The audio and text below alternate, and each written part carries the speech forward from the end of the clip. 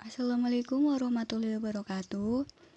Pada video kali ini, saya Intan Nur Permatasari dengan NIM 1907016121 dari kelas Psikologi 6C akan membahas mengenai asesmen multimetode. Asesmen sendiri memiliki pengertian suatu proses mengumpulkan informasi yang digunakan sebagai dasar untuk menegakkan diagnosa. Nah, kenapa sih kita memakai asesmen multimetode? Karena kepribadian sebaiknya dinilai dengan menggunakan metode majemuk, termasuk berbagai jenis tes, data, wawancara, observasi, atau sumber-sumber lain.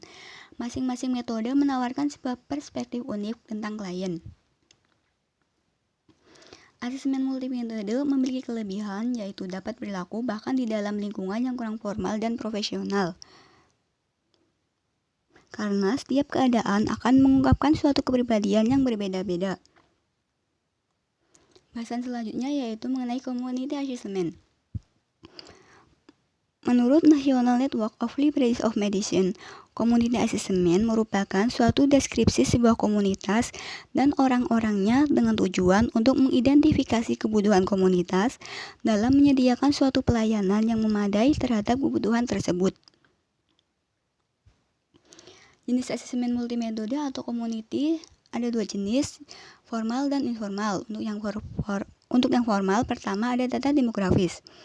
Data demografis ini berasal dari abstrak statistik dan juga sensus. Kedua yaitu survei. Dana untuk melaksanakan survei tidak selalu tersedia. Akan tetapi, pada penyusunan dana dalam suatu komunitas asesmen dana untuk melaksanakan survei dapat dianggarkan. Yang ketiga, key informant interview.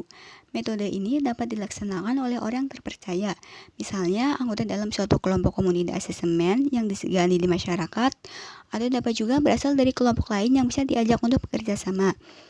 Yang keempat yaitu focus group discussion.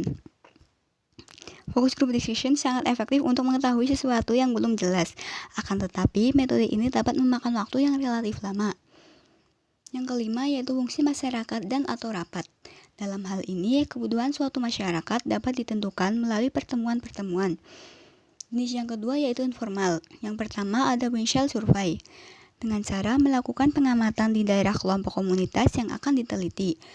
Kemudian yang kedua, berjalan-jalan di sekitar area komunitas yang akan direncanakan untuk diamati. Misalnya dengan berhenti di sebuah warung makan dan berbicara dengan masyarakat setempat tentang hal-hal yang mereka butuhkan. Yang terakhir ada kotak saran.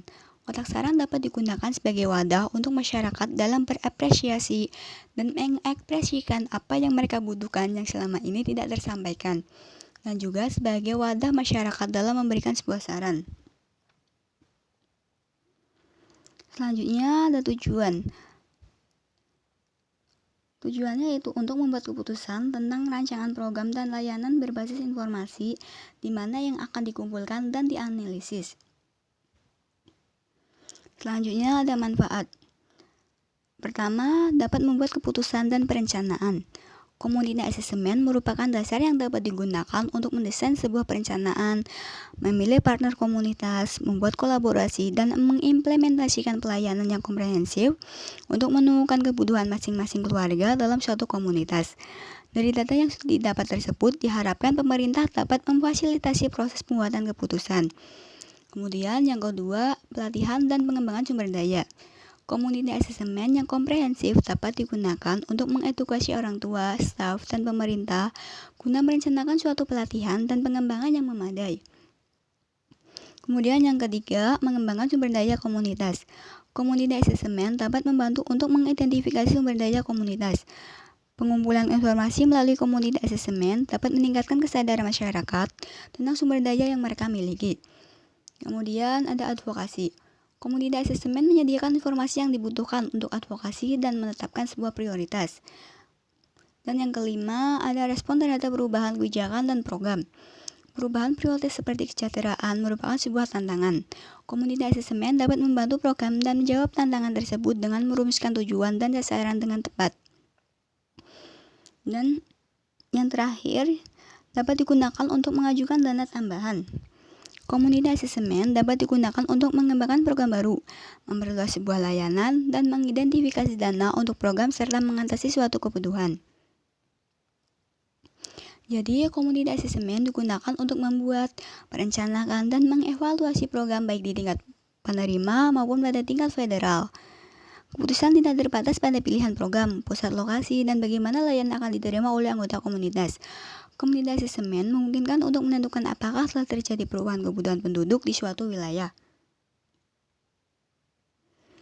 Demikian penjelasan dari saya, kurang lebihnya mohon maaf. Wassalamualaikum warahmatullahi wabarakatuh.